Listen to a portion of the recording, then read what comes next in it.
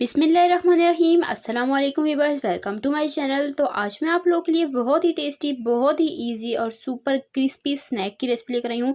ये स्नैक कितने लाजवाब और टेस्टी बनकर तैयार होते हैं कि आप इसे रोज़ टी टाइम पर बनाना पसंद करेंगे और बनाना भी निहायत ही आसान है। तो आपने क्या करना है, रेसिपी को बिना स्किप किए एंड तक देखना है। चैनल पर नए हैं, चैनल को सब्सक्राइब कर लें। तो आज मैं आप लोगों के साथ वेजिटेबल स्नैक की सबसे आसान रेसिपी शेयर करने वाली हूँ। तो अगर आपको रेसिपी ज़्यादा सी पसंद आए, अपने वीडियो को लाइक करना है, रेसिपी बिना स्किप किए एंड तक देखिएगा। बिस्मिल्लाहिर्रहमानिर्रहीम। सबसे पहले हम अपने स्नैक की स्टफिंग तैयार करेंगे। 1 टीस्पून कुकिंग ऑयल में हाफ टी स्पून हमने लहसुन को सौते करना है 30 सेकंड तक। उसके बाद हम इसमें शामिल कर देंगे एक प्याज बारीक कट किया हुआ, छोटे साइज़ का हमने डालना है इसमें। जैसे इसका कलर चेंज हो जाए, इसमें कुछ वेजिटेबल शामिल कर देंगे। यहाँ पर गाजर ली है जूलियन कट की हुई हाफ कप, और थोड़ी सी मैंने शिमला मिर्च ली है जूलियन कट की हुई। जो वेजिटेबल ज़्यादा पसंद हो आप ज़्यादा भी ले सकते हैं, जो कम पसंद है कम भी ले सकते हैं। अच्छे से वेजिटेबल और शिमला मिर्च को 1-2 मिनट तक हमने पकाना है। उसके बाद इसमें शामिल कर देंगे हाफ कप बंद गोभी, 1 कप बंद गोभी मैंने शामिल की, और बंद गोभी शामिल करके हाई फ्लेम पर ही हमने इसे 2-3 मिनट तक कुक करना है। उसके बाद मैं यहाँ पर नूडल्स शामिल कर दूँगी। नूडल होममेड है, इसकी रेसिपी अगर आपको चाहिए हो आपने मुझे ज़रूर बताना है। नमक जाएगा 1/4 टीस्पून, कुटी हुई फ्रेश काली मिर्च इसमें जाएगी half tea spoon, chicken powder इसमें जाएगा हाफ टी स्पून। इससे बहुत ही ज़बरदस्त टेस्ट आता है। आपके पास हो तो आप डाल दीजिए, अदरवाइज़ आप स्किप भी कर सकते हैं। अगर चिकन क्यूब है तो वो भी ले सकते हैं। तो ये सारे मसाले शामिल करके हाई फ्लेम पर 1-2 मिनट तक हमने इसे कुक करना है। वेजिटेबल का क्रंच बिल्कुल ही ख़त्म नहीं होना चाहिए, बस इसका जो अंदर मॉइस्चर है वो थोड़ा-सा ख़त्म हो जाए, ये बहुत सॉगी नहीं होनी चाहिए। उसके बाद आपने क्या करना है, फ्लेम को ऑफ कर देना है और इसे प्लेट में निकाल कर अच्छी तरीके से ठंडा होने देना है। तब तक हम अपनी बाकी की तैयारी कर लेते हैं। तो यहाँ पर आप देख लें, बहुत ही ज़बरदस्त और बहुत ही टेस्टी स्टफिंग बनकर तैयार हुई थी। तो इस स्टफिंग से आप बहुत सी रेसिपीज़, बहुत सारे स्नैक्स तैयार कर सकते हैं। अब यहाँ पर मैंने डो ले ली है। डो में मैंने मैदा, घी, नमक और अजवाइन डाल के अच्छे से मिक्स किया और हस्बे ज़रूरत पानी डाल के गूँध लिया। जैसे कि हम समोसे के लिए डो तैयार करते हैं, सेम वैसे ही मैंने डो तैयार की है।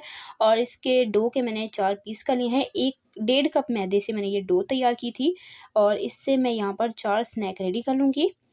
तो दरमियाने साइज़ के हमने 4 पेड़े बना लेने हैं, और उसके बाद हमने क्या करना है, एक पेड़े को लेना है और उसके ऊपर थोड़ा-थोड़ा खुश्क आटा या मैदा लगाते हुए हमने इसे अच्छे से बेल लेना है।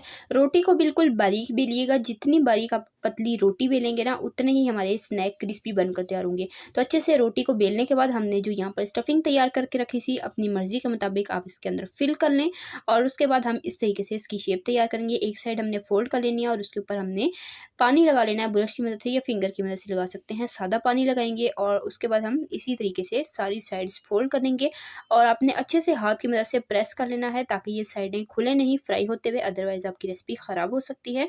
और यहाँ पर हाथ की मदद से अच्छे तरीके से एंड पे हम सारे स्नैक को प्रेस कर लेंगे, और यहाँ पर आप देख लें कितनी इजीली इसकी शेप बन गई है। सेम तरीके से बाकी के भी सारे स्नैक तैयार कर लेंगे। मैं एक और आपको यहाँ पर बनाकर दिखा देती हूँ ताकि आप इजीली बना सकें। तो यहाँ पर आप ध्यान से देख लें, बहुत ही इजीली आप इसकी शेप बना सकते हैं। बस आपने पानी अच्छे से लगाना है और इसे प्रेस अच्छे से करना है ताकि ये फ्राई होते हुए खुले नहीं।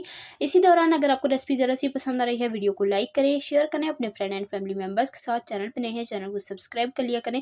प्यारा सा कीमती सा कमेंट करके मुझे बताया करें कि आपको मेरी रेसिपीज़ कैसी लगती हैं, और आप मेरे चैनल पर किस तरह की रेसिपीज़ देखना चाहते हैं, मुझे कमेंट में ज़रूर बताइएगा।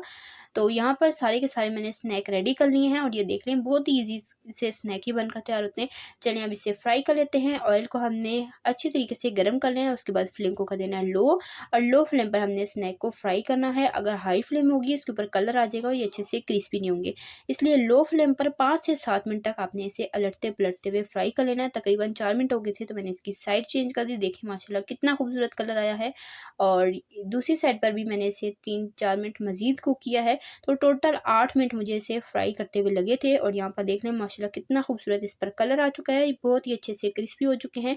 अब इसे निकालेंगे और सेम तरीके से बाकी के सारे स्नैक भी हम फ्राई कर लेंगे।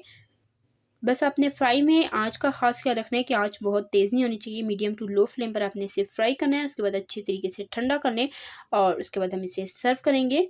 तो आप इसे केचप के साथ सर्व कर सकते हैं, धनिया पुदीने की हरी चटनी के साथ सर्व कर सकते हैं, एज़ इट इज़ भी सर्व कर सकते हैं। बहुत ही ईज़ी रेसिपी है। आज ही आपने टी टाइम पर इस रेसिपी को ट्राई करना है और अपना कमेंट में फीडबैक ज़रूर देना है कि आपको मेरी आज की रेसिपी कैसी लगी। तो देखा आपने कैसे हमने झटपट मज़ेदार से वेजिटेबल स्नैक बनाकर तैयार कर लिए हैं।